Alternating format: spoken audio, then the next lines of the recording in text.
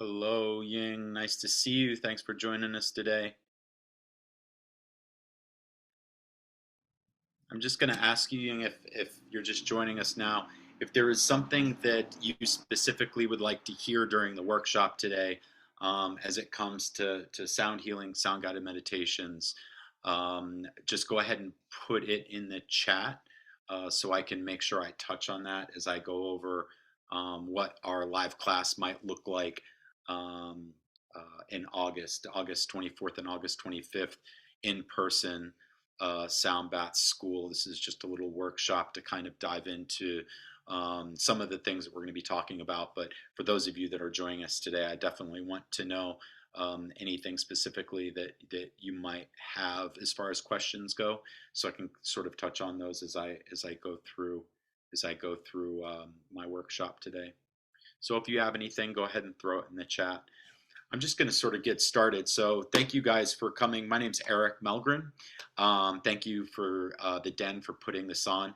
We're going to be doing uh, uh, some of these virtual workshops to sort of prelude the in-person sound bath school that we're doing in late August, August 24th and 25th to be exact.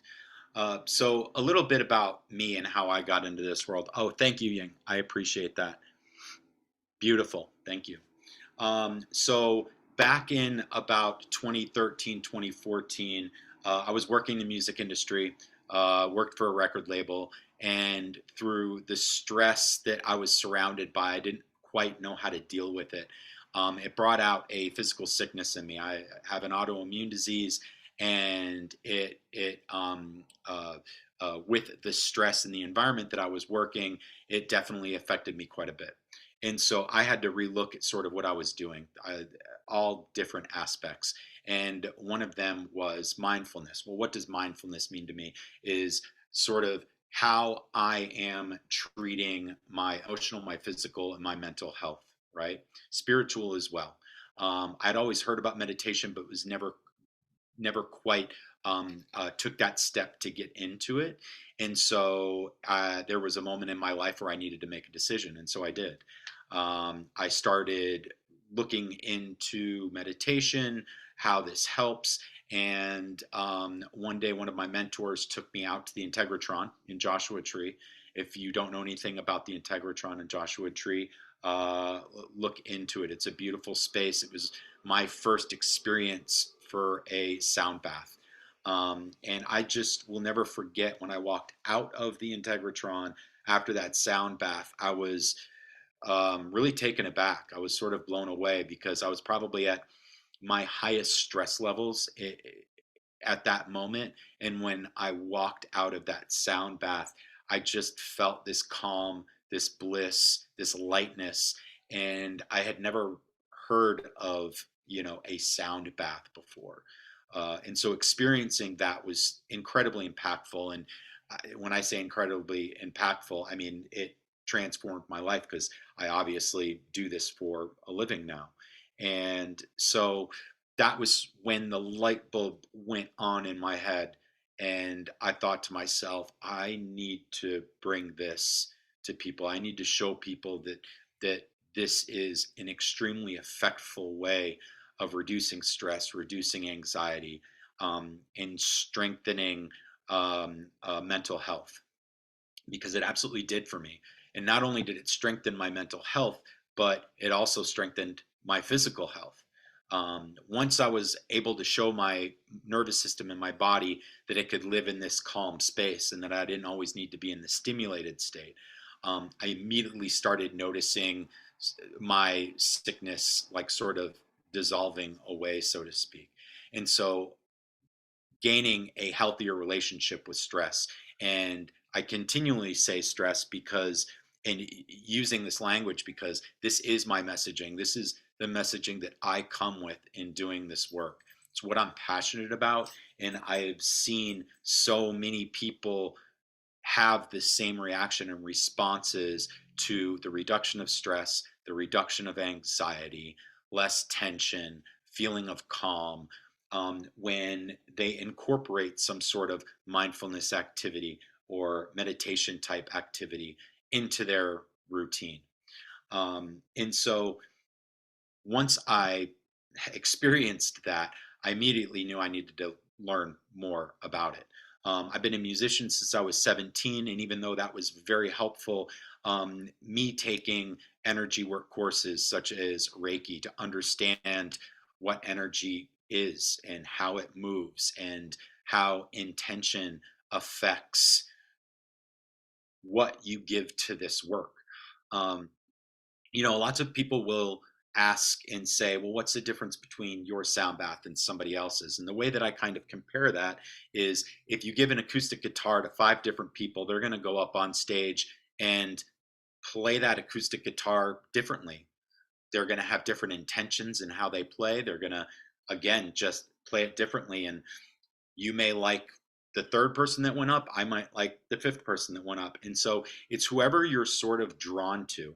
And I do feel like intention and messaging is a lot behind that. So me taking some sound therapy courses and energy work courses combined with the fact that I have a background in production, I have a background being a musician, it all kind of started coming together. And so I first started doing sound baths back in 2016. Um, Started working with the various studios, yoga studios, meditation studios around LA. And I've been teaching since around 2018 consistently. So, and all in all, I've been doing this work for about 8 years. And so, even just talking about the language, sound healing, sound baths, sound guided meditations. I like the word sound guided meditations. Sound baths is just a kitschy term, just means I'm bathing you in sound. It's cool, it's easy to say. That's, a great way to sort of angle the language around that. Sound healing, I sort of am touch and go with because I'm not healing you. Your body, I'm just holding the space and providing the vibrations and frequency so your body can heal itself at its most optimal level. And so calling myself a sound healer, I, go back and forth on that because I'm just sort of providing the space for you and your body to be doing its own healing on your end. That being said, again, these sound guided meditations, as I truly like to call them, um, the messaging that I come with when I teach and I do my classes is very much one of let's let me teach you how there are ways to have a healthier relationship with stress. How do we deal with stress? I don't believe that I know I wasn't taught um, ways of reducing stress, reducing anxiety. It's always, you go see your doctor and it's here's a prescription for this and here's a prescription for that. So when I found this work, it was so powerful in that it helped me sort of rewire my brain of like, oh, okay, now I know the techniques and the modalities of things that I can do to help reduce my stress and anxiety. And it's completely changed my life, absolutely. And to be able to bring this to people and show them, that there are ways to work with your stress and anxiety in this way is just been really, really impactful for me. And so my passion is to just try to bring this to as many people as I can. And so as I started down the road of doing this work, I like dove into lots of aspects of research with this stuff because I really wanted to know what was going on. Diving into quantum physics, diving into where did this all begin, the history, diving into the biology. How do we use frequency and vibration? Um, Diving into the math. When you start talking about vibration and frequency, you're talking about math because every frequency has a number tied to it. And I'll get into a little bit more, a little bit later about the specific numbers 432 versus 440. So if any of you all that are here today during this workshop, if you've been to a sound bath, I'm sure you may have heard, oh yeah, my bowls are 432 or I use 440. I want to kind of explain a little bit what that is. But again, In the live in-person training, I will dive a lot deeper into the difference between the two and also the math behind it. So the biology, the math, the history. When I talk about history, like I go even as far as like the Aboriginals and the didgeridoos. Those are really, really cool instruments. You've probably seen that, are really long eucalyptus tubes. You blow into them and they have this really low, deep, droning vibration. It's beautiful. Like those have been dated thousands and thousands of years into the past that they've been using those. The Greeks, even Pythagoras, the Egyptians, Native Americans obviously love to use dance and drumming, the rhythm of the drums, to evoke release of energy, even in ceremony and in celebration.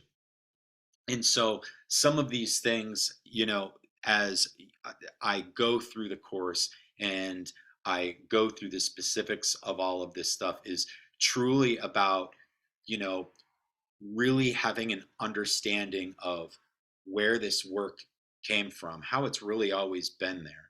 And also to be able to, if you're interested in teaching one day or going even further with this practice, I truly believe that you really just need to have an understanding of, what you're talking about. There's lots of folks that will talk about, well, I'm going to be playing a bunch of binaural beats, or I'm going to put you in the theta brainwave state. All, all of these things, you should truly understand what that means. So you're just not regurgitating things that you may have heard in one place and are just sort of trying to bring to another. And so that's where a lot of my research went into, is really just getting to the bottom of where did all this come from? How do you get from point A to point B? What is 432 versus 440? What are all these instruments? What am I even doing with all of these instruments? And so I'd like to touch a little bit on something that uh, D had to say. Is I would like to know a little bit more about the benefits of sound healing and sound baths. And so, as I spoke a little bit in the beginning about what my philosophy is with this work, and how when I started going to sound baths, I just saw such a massive difference in how I reacted to stress in my environment. And what I mean by that is as I started doing more of these, not practicing, but going to them, um, uh, when I started going to more sound baths, I started noticing a reduction of my stress levels and also how I reacted to stress and anxiety. So, what exactly do I mean by that? I was still working in an office space, and as lots of office spaces have, I had a door, it was always open, and anybody could just come screaming into my office with a problem, a situation. And the environment I was in was very, very high stress. And so when somebody walked in having a very, very stressful energy, I immediately took that on. And I didn't know how to disassociate my own sort of environment with somebody else's stress. So I was taking on other people's stress and anxiety. Then, when I started practicing more of these sound meditations, I started noticing that I could kind of live in this nice, calm space. And I didn't have to take on somebody else's stress and anxiety. And so I started being able to acknowledge what was my own stress or non-stress and what was somebody else's, and I'd still be able to get my job done, probably at more productivity, and in a just much calmer way, than when I was all pent up and anxious and with tension built all around me. And so going and practicing and attending these sound meditations really helped my relationship with stress. And now to go even deeper into it, is I truly believe that it's all about your nervous system. And so if you don't know much about your nervous system, it has one switch. You're stimulated or you're in rest and digest, right? And so think about it even like uh, animals, wild animals. they're either hunting for their food or they're resting and relaxing and allowing their body to recuperate. Well, in this day and age, we don't do the latter very often. We're always in this stimulated space, and our bodies will just default to whatever we keep giving it. And so, if we don't ever incorporate some sort of mindfulness, meditation, what have you, you're not showing your body that it can live in this rest and digest space, then it's not going to know that it can go there. And so, lots of times when I'm teaching, um, I encourage the people in my class to go find anything that allows your nervous system to flip down.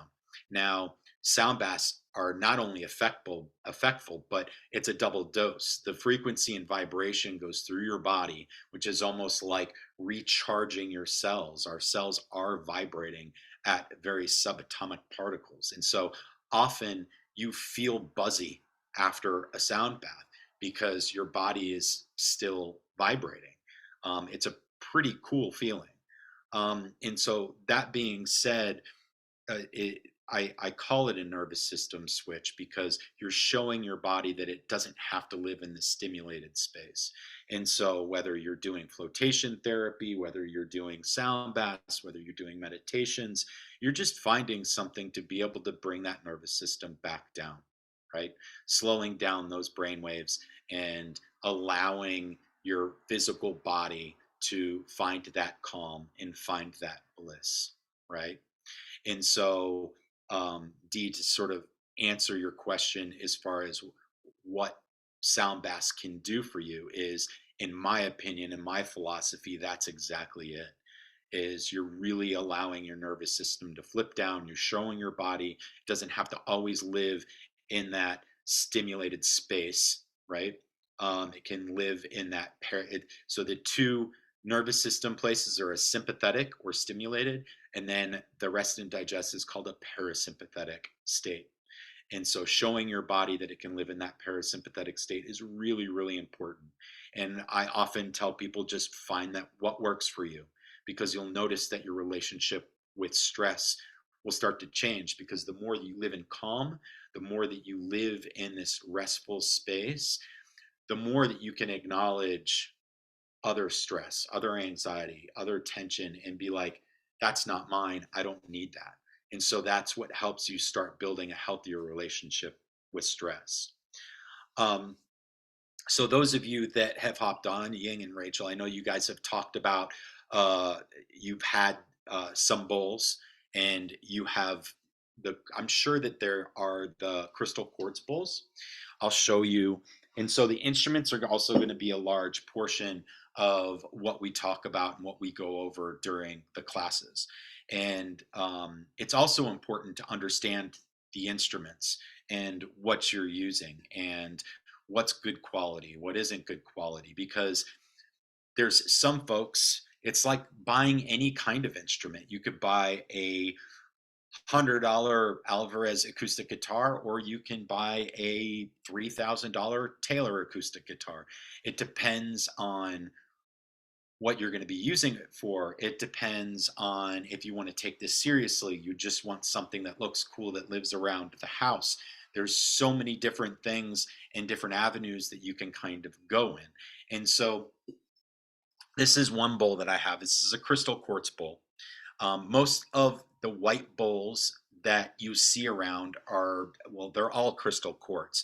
But what makes these the most popular is crystal quartz is the most abundant mineral that we have on this planet. And so, inevitably, it's going to be cheaper. Um, and so, all of these crystals, they have properties that are tied to them. Here's the thing: if you go out and you look at properties online and you just type in crystal quartz meaning, you'll often get lots of different things. For example, crystal quartz brings balance, clarity, energy, overall health and spiritual well being, manifestation. You'll see a lot of different qualities that come along with it. Again, they're going to be the white bowls are going to be the most affordable because it's the most abundant mineral that's out there. Then you will see people that have these different color bowls, right? And so what this means is these are gemstone infused. And this particular one is chalcedony. So chalcedony, it is said that they instill feelings of benevolence and generosity, reducing anxiety, stress, feelings of restlessness, um, promoting calmness and serenity. Again, when you look at the properties for some of these gemstones, you'll find a few different qualities as you bounce around, and you're either Googling it or finding different sites to find some of these on. It honestly, you just have to truly use your gut and your intention on if you're looking at different gemstones, if something resonates to you.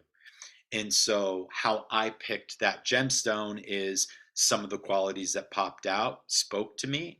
I needed that particular note that was the bowl, and I sort of just went for it, right? My first set was all crystal quartz. And again, as I started building my set, I didn't buy everything at once. I My first few bowls were 3 to 4, and then I just started building on from there, because it can become an investment. And these are all things that I will talk about during the in-person class too, and really kind of get into um, what makes a bowl more expensive. Is it okay if I buy bowls on Amazon? Again, it's a preference thing. It's really going to depend, what are you using this for. I had a friend of mine today, I had a class this morning, and a friend of mine today was like, what do you recommend? I'm buying a bowl for a friend of mine, and my first question was, well, what are they using it for? And she was like, oh, I don't know. I think she just wants a bowl for the house. And, so basically just something that looks cool. And I was like, don't spend a lot of money on that. Just find something that looks cool and, you know, have them showcase it.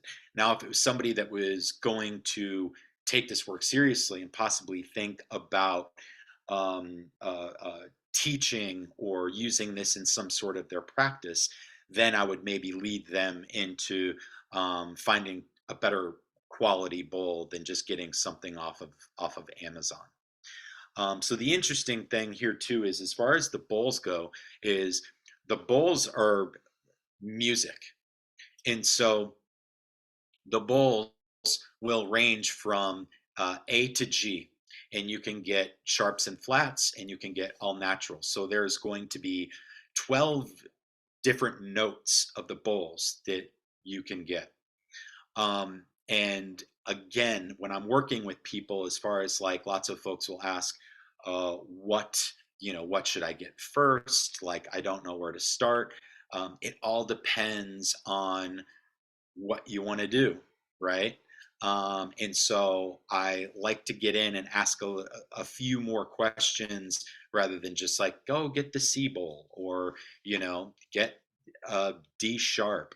It depends on what specifically you want to use it for, is how I'll guide people on, as far as the bowls go. And another sort of important thing in regards to the different gemstone infused and the crystal quartz bowls.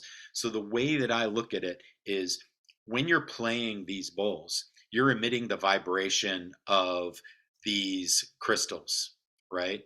And so if whatever property of that crystal that resonates with you, when you're playing that bowl and the vibration of that is going around you in the room, you're sharing those properties with the room. You're sharing those properties with yourself. And so then there's an intention behind that, right?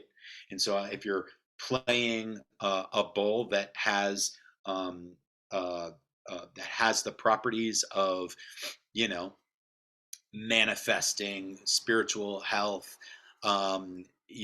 clearing spaces, then that's the intention that you're putting out into the room. And then you have all of the other instruments that you can sort of play around with. You have gongs, chimes, ocean drums, buffalo drums, rain sticks, tuning forks. You can even do vocal toning. I'll show you some of the instruments that I have around. And so these are called Koshi chimes. These are super cool. If you've not ever heard or seen these, there's four different kinds of Koshi chimes, and they have four different notes all lined up in eight different cylinders. And so as this hits each of those notes, you can produce, some different sounds. And so again, there's four different one of these that have um, a combination of four different notes. Um, what else do we have here? We have a cool Native American flute. I love this thing. It's a really beautiful way to sort of bring people out of sound baths. Also, these seashells. These are some of my newest. These are some of my newest additions. I love these things because they sound like sort of like a running river, but they're super cool. They're just empty seashells, which is awesome. Um, the chimes are spelled Koshi, and that is exactly correct. Koshi. Koshi chimes. There'll be four different ones. There's an Ignis, Aqua, Aria, and Terra, and they each have colors tied to them. Sorry, Rachel, I missed your note. Did that happen organically where your own energy field became stronger from attending the sound baths? You could call it my own energy field.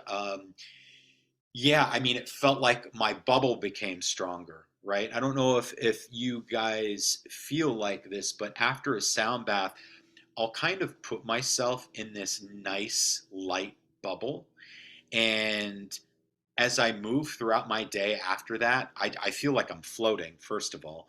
And as I move throughout my day, I just envision myself in this bubble, and I don't allow other people's energy to sort of impermeate that. And right when I come out of a great meditation or a great sound bath, it'll be very strong.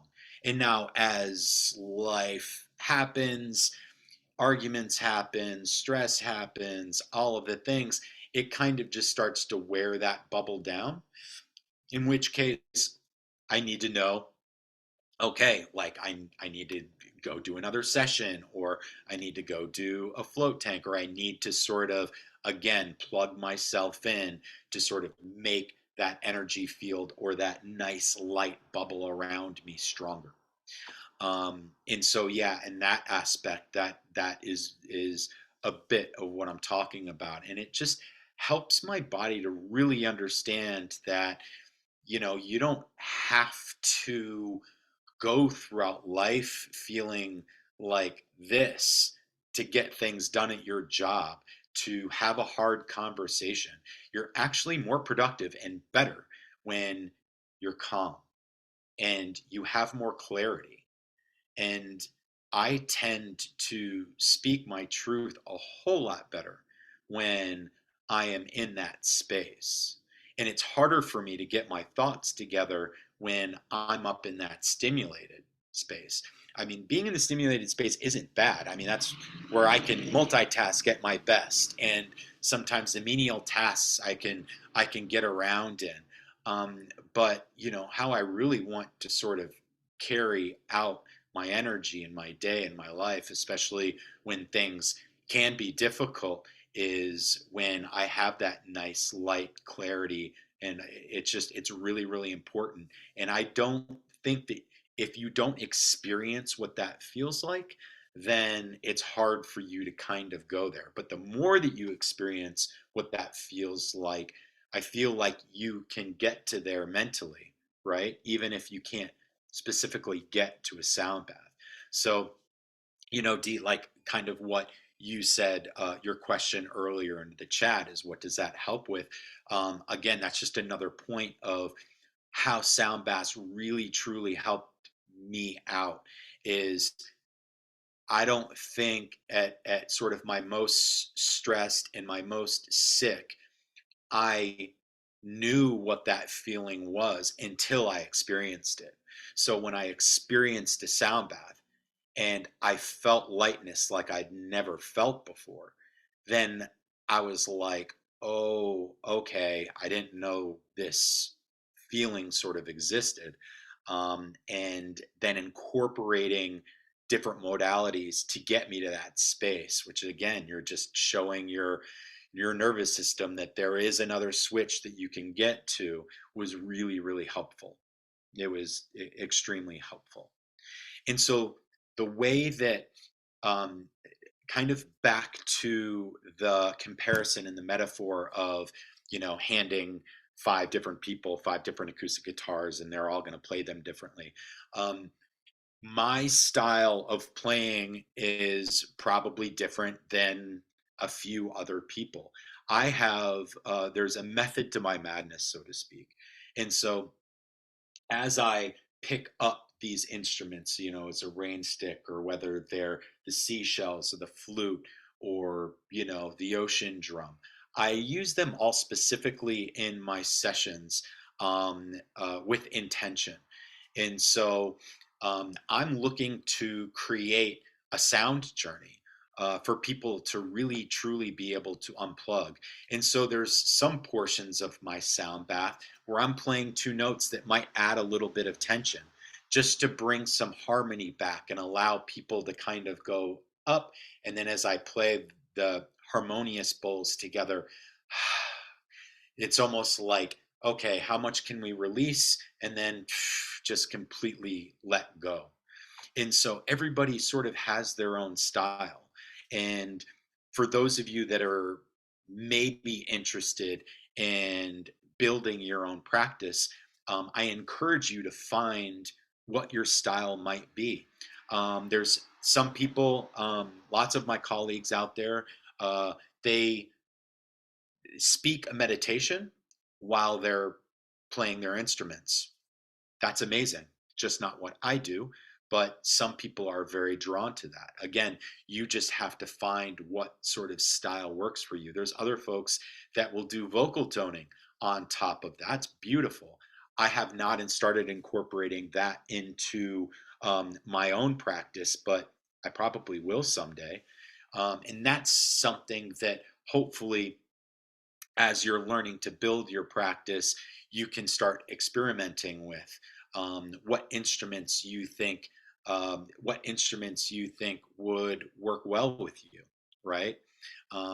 Whether you're vocal toning, whether you're doing speaking meditation on top of sound. Um, I also call this work, you can be on the spiritual end of the spectrum and talk about, the chakras. If you have an intention based around, if this is a heart opening sound bath, or if you're focusing on the sacral chakra, or maybe this is a grounding where you're going to want to use more of the C bowl. Each note has a corresponding chakra, and so your root chakra is corresponded with the C note. Your crown chakra is corresponded with the B note, and all of the notes go up with those chakras. Now, when you have sharps in flats, those are just the in betweens, right? And so, as you have, your D note for your sacral and the E note for your solar plexus, that D sharp is just the in between, right? So, when people talk about the higher heart, that's actually the F sharp. And again, when, we hold this class in August, I can really kind of dive into the details of all of this fun stuff because, again, sound is music and sound is math. And, we can even get into the world of sacred geometry and sort of how that corresponds with, the notes and the frequencies and all of this fun stuff. There's just so much out there to kind of at least know about, especially if you're looking to, bring this work to people. You really kind of want to know what you're doing and what you're coming with. It makes people feel more comfortable and, again, more relatable. And then when you have your own message, when you come at it with your own intention, That is such a one of the most important things that I feel like when you're going to a sound bath, that the person has their style and their intention tied to their work, right? And so I can kind of tell when I go to somebody else's sound bath and if they're connected with what they're trying to bring to people or not. And intention, acknowledgement of energy, and then also how to play these instruments. Um, let's see. Sorry, Rachel. I was just checking in here. What kind of wand do you use playing with your bowls with?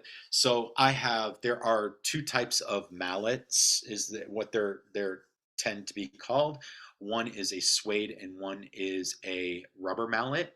I go back and forth between those two. It just depends on I my bowls. I very much believe that these crystal bowls have like their own personality. And so some of my bowls play better with the rubber mallet, and some of them play better with the suede mallets. And so it's really just about trial and error, right? What does this bowl like? What makes it sound good? What has the cleanest, smoothest sound coming off of it? Those are the kinds of things that I look for when I'm playing my bowls. What's really cool is when you start playing two bowls together, you can start finding textures. Um, Playing these bowls again, they're what I'm trying to do is it's not just the frequency and vibration coming from the bowls, but it's also the rhythm that I'm playing them to. I mean, you really want to sort of play with some sort of a rhythm as well as playing these bowls to emit these vibrations and these frequencies, because the rhythms are really going to help take people deeper and deeper and deeper. And as far as playing these, when you play the bowls with your suede mallets and your rubber mallets, it's really about the pace and the pressure that you're putting on these bowls. You can really make them go loud the more you push into them, and then when they are loud, you can actually let some of that pressure off as you hover around the bowl, and you will notice how you can sustain that level of volume, and you'll also notice how you can control that volume, right? Because sometimes maybe you do want it to be overwhelming the room, and sometimes you want it to maybe come down. It's again, this is you are going to be practicing to find what your style is and how you're going to be able to bring this to people. And then also maybe even for your own practice while you're sitting there having meditation, like, ding them, swirl them, rub them with all of these different mallets. Yes, Rachel, I do. Okay, I'm going to show you guys these mallets, and I know that we talked about doing a little sound bath here, so I have something queued up. So I am going to do a quick sound bath for you guys. Now, what that means virtually is there's two different ways that you can actually do a virtual sound bath. There are lots of folks out there that have figured out how to do it virtually live. I was not somebody that was super stoked on doing live sound baths. And here's the reason why. I have no control over my environment. I don't have any control on dogs and people walking by my apartment, sirens. Um, I did not want to lessen my sessions just because I couldn't control my environment. And since sound was so pivotal, obviously, since we're doing a sound bath, I wanted to figure out a different way of being able to bring this to people and having more control over that. And so, what I did was, and I figured this out over the pandemic, is if I audio recorded and visual recorded myself doing a sound bath, and I could get the best quality that I could. And I would just combine those two and be able to share that session while I was still there talking people through it. So this is what I'm going to do. Rachel, I'm going to go grab those mallets so I can show you what those are. In this moment, if you would like to stick around for this last portion, go ahead and get the best headphones that you might have, or if you have a Bluetooth speaker around, connecting to a good audio quality really truly helps out. It's just going to be about 15 minutes. So I'm going to give you the next 60 to 90 seconds to go ahead and grab either the best pair of headphones you have or connect your device to a Bluetooth speaker. And I'm going to show you one of my sound bath sessions. I'll be right back, Rachel.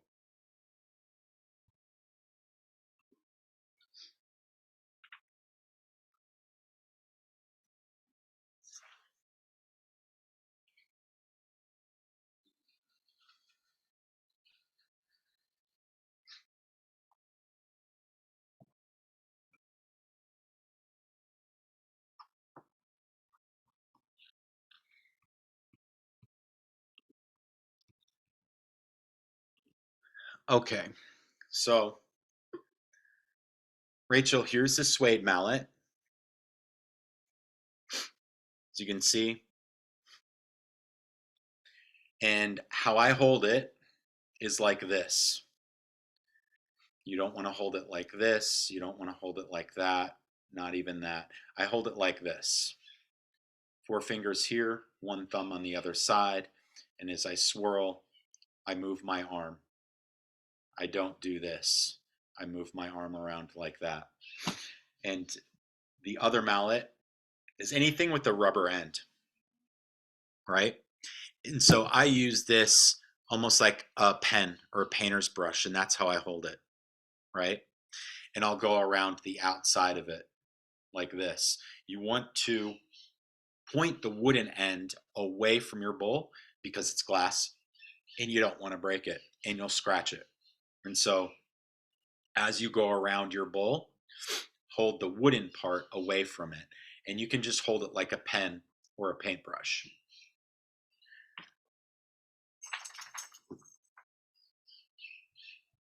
Okay, you guys, I want you to go ahead and get into a nice, comfortable space you want to be in for about the next 15 minutes. Go ahead and close your eyes, put on your headphones, connect to a Bluetooth speaker. I want you to take a nice, slow, deep breath in your nose. Big exhale, feeling your shoulders drop. Closing your eyes.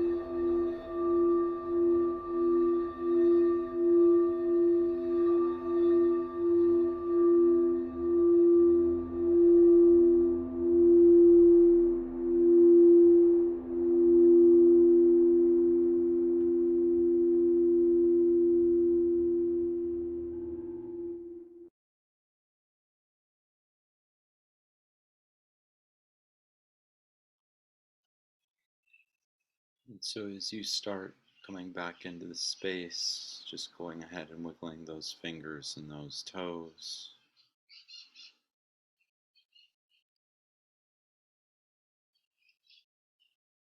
giving yourself a nice big inhale through your nose, big exhale.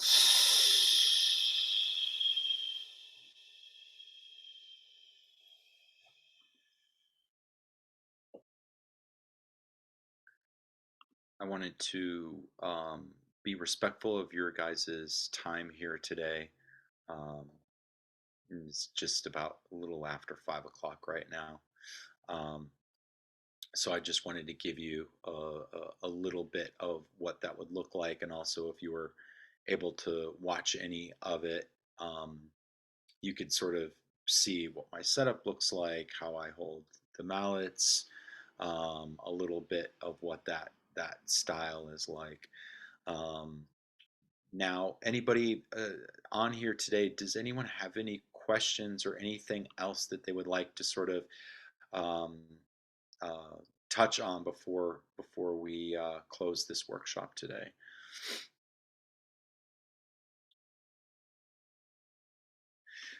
Where will your class be held?